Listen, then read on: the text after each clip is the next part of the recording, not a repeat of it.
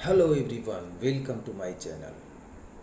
आधुनिक भौतिकी विज्ञान एवं परिवेश का क्लास 10 आधुनिक ग्रंथागार रासायनिक गणनाएं का न्यूमेरिकल्स। तो यहाँ पे सबसे पहला क्वेश्चन जो दिया है उसको हम देखेंगे। क्वेश्चन है एनटीपी पर किसी भी गैस के 22.4 लीटर आयतन में अणुओं की संख्या कितनी होगी। तो एवोगाड्रो एक ऐसा वैज्ञानिक था, एवोगाड्रो, इन्होंने कहा कि चाहे गैस कुछ भी हो, चाहे गैस कुछ भी हो, यानी H2 गैस हो, CO2 गैस हो, NH3 गैस हो, कुछ भी, ठीक है। इसमें क्या होगा कि अगर इसका आयतन 22.4 लीटर ले लें, 22.4 लीटर इसका भी अगर 22.4 लीटर ले लें, इसका भी 22.4 लीटर ले लें, ठीक है। तो हर स्थिति में ये बताया कि इसके अंदर जो मोलिकुल्स होगा, जो अणु होगा, उसकी संख्या हमेशा फिक्स होगी।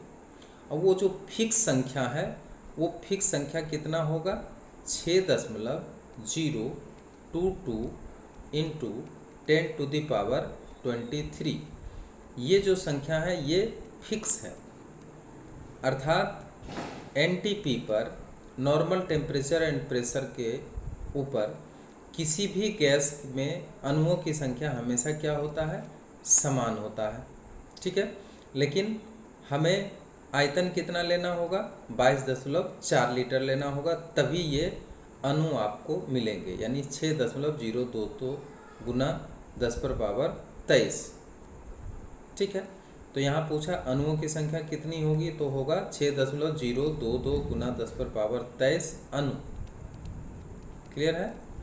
आगे बढ़ें, नेक्स्ट क्वेश्चन देखते हैं, क्वेश्चन नंबर 2। देखिए 2 नंबर क्वेश्चन में कह रहा है कि 1 ग्राम मोल जल का भार कितना होगा। तो जल का भार निकालने के लिए सबसे पहले जल का अणुसूत्र देखें। जल का अणुसूत्र क्या है, उसी के हिसाब से निकालेंगे। आपको पता होना चाहिए जल का अणुसूत्र क्या है, H2O। अब जल का H2O का ग्राम अणुभार निकाल लेते हैं, ग्राम अणुभार निकाल लेते हैं। तो कैसे निकलता है, 1 × 2 प्लस 16, हाइड्रोजन का 1 2 से मल्टीप्लाई करेंगे प्लस 16, तो कितना हो जाएगा, 2 + 16 इजिकल टू कितना हो गया, 18 ग्राम। तो ये किसका भार हुआ, ये जल का 1 ग्राम मोल का भार हुआ, ठीक है। 1 ग्राम अणु बोले या 1 ग्राम मोल बोले, उसका भार कितना होगा, 18 ग्राम। इसलिए 1 ग्राम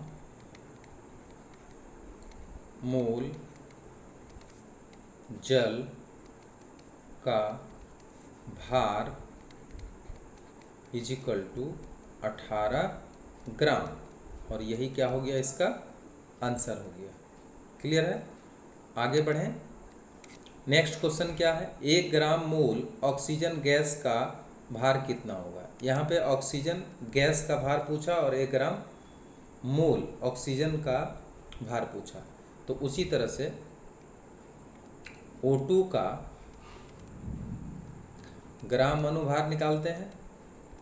ग्राम अणुभार बराबर ऑक्सीजन का 16 होता है, 16 × 2 बराबर कितना हो जाएगा, 32 ग्राम, ठीक है। तो 1 ग्राम मोल ऑक्सीजन में भी कितना होगा, 32 ग्राम इसका वजन होगा। इसलिए 1 ग्राम मोल O2 गैस का भार बराबर 32 ग्राम, और यही इसका आंसर होगा। आगे बढ़ते हैं और देखते हैं नेक्स्ट सवाल। नाइट्रोजन का परमाणु भार कितना है। यहाँ पे देखिए नाइट्रोजन का परमाणु भार बोला, तो ये परमाणु है, ठीक है, परमाणु भार। तो परमाणु भार जब भी पूछा तो नाइट्रोजन का कितना होता है, 14, तो यही हो जाएगा इसका परमाणु भार, क्योंकि यहाँ पे नाइट्रोजन गैस का अणुभार नहीं पूछा है, नाइट्रोजन का परमाणु भार पूछा। तो इसका कितना आंसर हो जाएगा, नाइट्रोजन का अनुभार परमाणु भार जब पूछा तो इसका आंसर कितना हो जाएगा 14 ग्राम। ठीक है, उसके बाद नेक्स्ट क्वेश्चन देखते हैं, नाइट्रोजन का अनुभार कितना होता। अब अनुभार आ गया तो N2 का अनुभार जब निकालेंगे तो यहाँ पे N2 यानी 2 परमाणु के मिलने से बना है, तो यहाँ पर कितना हो जाएगा 14 × 2 = 28 ग्राम। ठीक है, अब हम लिख सकते हैं, इसलिए N2 का अनुभार यहाँ पर क्या हो जाएगा, अणु बन गया, अनुभार बराबर 28 ग्राम, और ये हो जाएगा इसका आंसर। क्लियर है, आगे बढ़ें और देखते हैं 6 नंबर का क्वेश्चन। NTP पर 22 ग्राम CO2 का आयतन कितना होगा।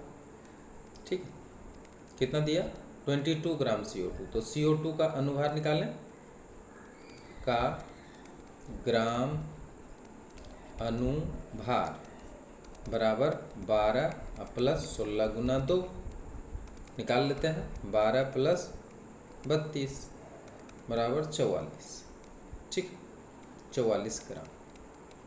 अब यहाँ बोला 22 ग्राम CO2 का आयतन कितना होगा, तो चूंकि अनुभार जो है, जो 1 ग्राम अनुभार का जो आयतन होता है वो 22.4 लीटर के बराबर होता है, तो लिखेंगे चूंकि 44 ग्राम CO2 का आयतन बराबर 22.4 लीटर। ठीक है, अब यहाँ पे देखिए, यहाँ जो पूछा कि आयतन कितना होगा, तो कितना 22 ग्राम का पूछा है, तो अगर 44 ग्राम का हुआ 22.4 लीटर आयतन, तो 1 ग्राम CO2 का आयतन कितना होगा 22.4 डिवाइडेड बाय 44। ठीक है, अब हमें निकालना कितना है 22 ग्राम का, तो 22 ग्राम CO2 का आयतन कितना होगा निकाल लेंगे, 22.4 बटे 44 और मल्टीप्लाई कर देंगे 22। अब 22 को 2 बार में काट लेंगे और इसको भी काट लेंगे, 11.2 बराबर आ जाएगा 11.2।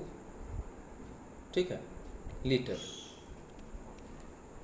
इसलिए 22 ग्राम CO2 का आयतन बराबर 11.2 लीटर, और ये हो गया इसका आंसर। आगे बढ़ें, आगे बढ़ते हैं और देखते हैं नेक्स्ट क्वेश्चन 7 नंबर क्वेश्चन।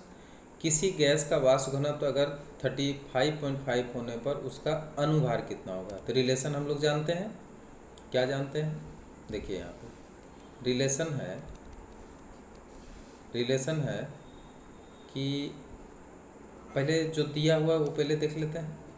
क्या दिया हुआ है, वाष्प घनत्व,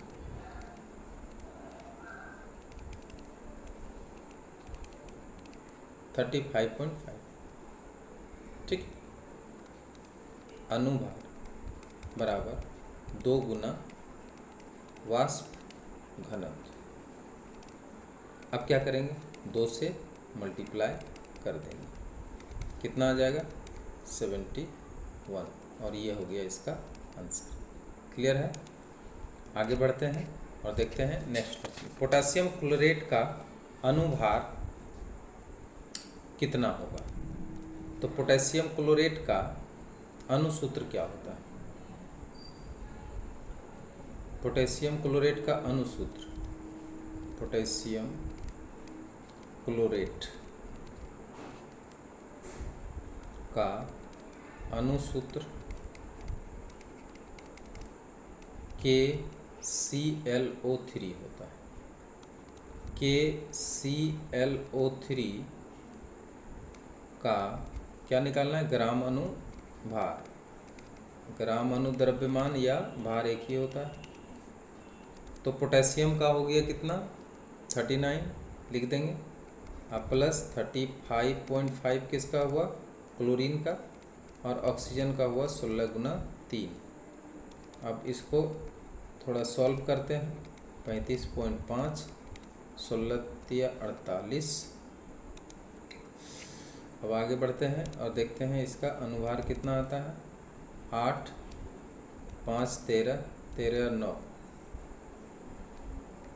22, बाकी 2, 6, 9, 9, 3, 12, 0.5।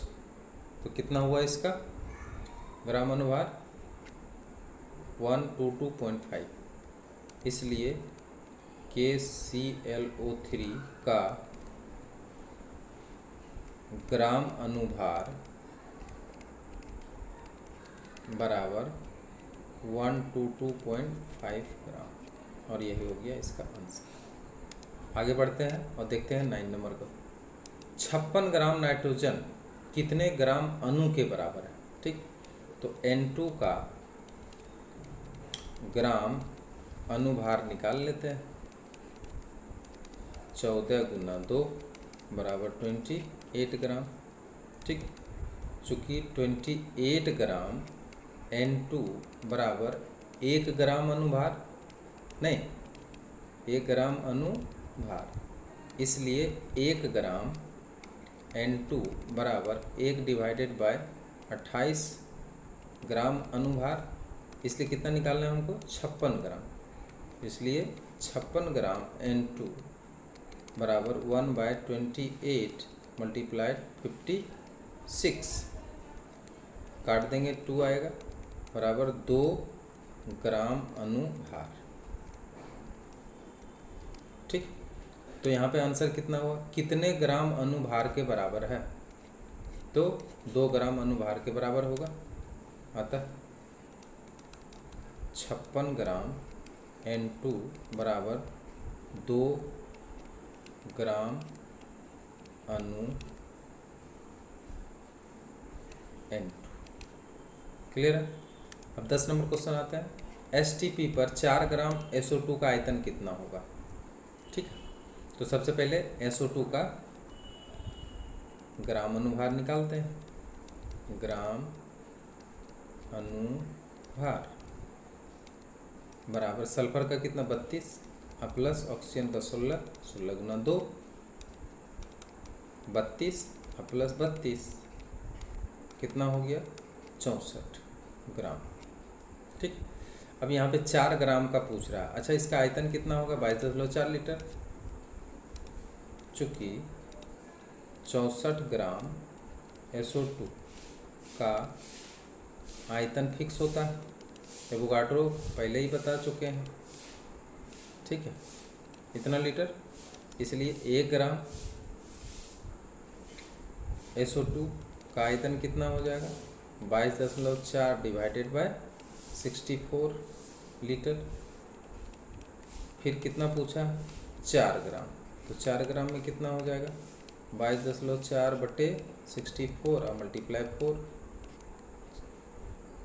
4 कम 4, 4 छक 24, 16 आ गया, बराबर कितना आया इसका आ गया, और काट दें 4 से, 4 चक 16, 4 पचे 20, 4 पचे 20, 4 छक 24, 56। अब आया 56 डिवाइडेड बाय 5.6, 5.6 डिवाइडेड बाय 4 बराबर होगा 1.4 लीटर। ठीक, तो 4 ग्राम SO2 का भार कितना हुआ,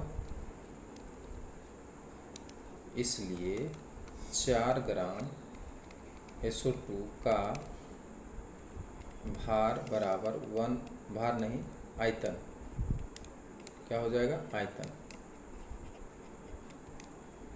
आयतन बराबर 1.4 लीटर, और ये हो गया आंसर। अगर ये वीडियो आपको अच्छा लगा हो तो अधिक से अधिक इसे शेयर करें और सब्सक्राइब जरूर करें। Thank you very much.